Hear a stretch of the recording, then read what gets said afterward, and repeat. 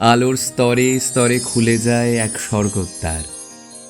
দুলোক, যেথা নীরবতাও যেন সুরের বাহার। সোনালি দ্বীপের আলোয় ভরে ওঠে শূন্য আকাশ।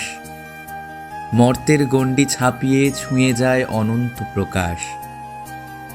আলোর মাঝে ভাসেন দেবী, নয়নে চিরশান্তি। বিনার তারে বাঁধা যার সৃষ্টির আদিম ক্রান্তি। নীল বসন যেন আকাশ আর গভীর রাত। তাঁর পায়ের তলে থেমে যায় সময়ের সকল প্রতিঘাত। স্বর্গীয় আলোয় জ্বলে ওঠে স্বপ্নের মণ্ডপখানি। লোহার খিলানি খোদাই যেন নক্ষত্রের কাহিনী। প্রদীপের বৃত্তে গড়ে ওঠে ধ্যানের পবিত্র ভূমি, যেখানে সকল শব্দ হয় নত, অস্তিত্বহীন সকল আমি। সেই পবিত্র পরিসরে আলোর কোল ছুঁয়ে সোনালি পদ্ম ফোটে ধীরে, নিঃশব্দ সাধনায় ভরে। পাপড়িতে জমে তার আলোর নরম ছোঁয়া।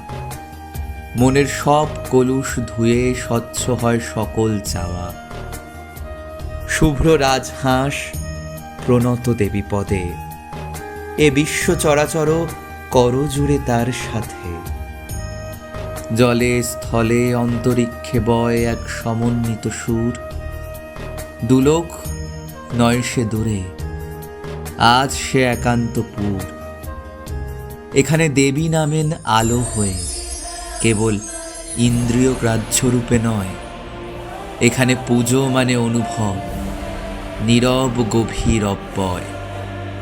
মর্তের মাঝেই খুলে যায় স্বর্গের গোপন দ্বার।